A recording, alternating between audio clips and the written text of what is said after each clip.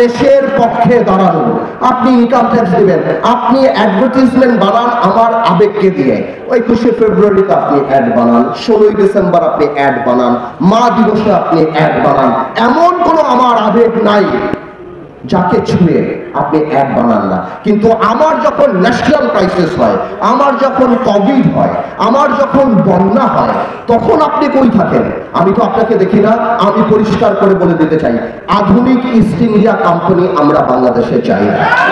চিন্তা চেতনার অত্যন্ত গণতান্ত্রিক, পুঁজিবাদী আমার ভালো লাগে, খারাপ পছন্দ না। কিন্তু যেখানে আমি ঠকি সেখানে আমি সমাজতন্ত্রের জন্য একটু আবার আমার এলাকায় এই যে বড় বড় কোম্পানি, গ্রামীণ ফোন, এই ফোন সেই ফোন, এরা যে প্রতি বছর 12,000 15,000 কোটি টাকা আমার দেশ থেকে নিয়ে যায়, প্রফিট করে নিয়ে যায়, কই এরা তো একটা হাসপাতাল বাংলাদেশে করে না। সংবিধানে আপনারা বিদেশ থেকে আসেন, আপনারা ব্যবসা করেন, we don't mind, it's open country, it's open market, you can come and do business here. কিন্তু আমাদের সংবিধানে এই CSR প্রভিশন থাকা উচিত। বিদেশি কোম্পানি যারা বাংলাদেশে এসে কোটি কোটি টাকা, হাজার হাজার কোটি টাকা নিয়ে যায়, একটা পার্সেন্টেজ, যে পার্সেন্টেজ 2%, 3%, 5%, গ্রামীণ 10,000 কোটি টাকা নিয়ে যায়, সেটা 5% হলো 500 কোটি টাকা গ্রামীণের প্রতি বছর বাংলাদেশে ইনভেস্ট করতে হবে। হাসপাতাল বানান, স্কুল বানান, অটিস্টিক বাচ্চাদের জন্য কিছু বানান, করেন না আপনারা, বানাতে থাকেন না।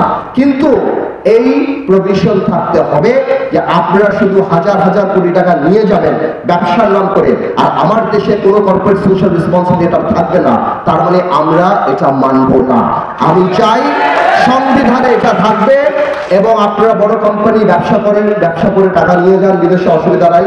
কিন্তু ওই টাকা যে নিয়ে যান, কমপক্ষে রাবার ব্যান্ডগুলি আমাদের দেশে রেখে যান, কমপক্ষে আমরা যাই উপকৃত হই।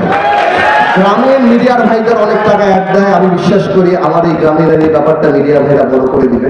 আবার এমন যাতে না হয় আমার মিডিয়ার ভাইরা এই পাসপোর্ট কেটেই দিল। আমি চাই এই জিনিসটা জানি বাংলাদেশের মানুষ উপলব্ধি করে, এবং এই জিনিসটা জানি গ্রামীণ ফোন উপলব্ধি করে। শুধু গ্রামীণ বললে ঠিক হবে না, আরো কোম্পানি আছে, BTC আছে, আরো অনেক আছে। গ্রামীণ কিন্তু অনেক বড় কোম্পানি, আমি সেই ব্যাপারে কথা বললাম। আরেকটা ব্যাপার অত্যন্ত গুরুত্বপূর্ণ, সেটা হলো সংসদ সদস্যের দায়িত্ব। আমাদের দায়িত্বটা কি? সংবিধানের কোথাও নেই আমাদের দায়িত্ব কি। দায়িত্ব নাই বলেই তো সংসদ সদস্যরা গম, জিআর, টিআর এগুলি চুরি করে আজকে হাজার হাজার কোটি টাকা লাভ হয়েছে। কোনো দায়িত্ব বোধ বা দায়িত্বের কোনো জিনিস, কোনো ডিউটি আর রেসপন্সিবিলিটিস সংবিধানে আমাদের বা এমপিদের ব্যাপারে কিছু নাই। আমরা মনে করি আজকে দেখি, আচ্ছা একটা এমপি তো মন্ত্রী না, তো ও হাজার কোটি টাকা কামানো কিভাবে? ওর এলাকায় LGD ও খাবে, ওর এলাকায় রোডস ও খাবে, ওর এলাকায় এমন কোনো কিছু নাই। মসজিদের চেয়ারম্যান, মাদ্রাসার চেয়ারম্যান, স্কুলে, আচ্ছা কেন সংসদ সদস্য স্কুলের চেয়ারম্যান হবে? স্কুলের কি কিছু যাচ্ছে? লোকাল স্কুলে একজন জমি দিয়েছে, আরেকজন থাকবে যারা, তার সভাপতি হতে হবে। কারণ সভাপতি হলে যে চাকরি দিয়ে টাকা দিতে পারবে। তো আমার মনে হয় আমাদের সংবিধানে rights and duties of the member of parliaments এগুলি পরিষ্কারভাবে থাকা উচিত, যাতে আমরা যদি ভবিষ্যতে ইনশাআল্লাহ কোনোদিন পার্লামেন্টে যাই, আমরা বুঝতে পারবো যে আমাদের দায়িত্বটা কি।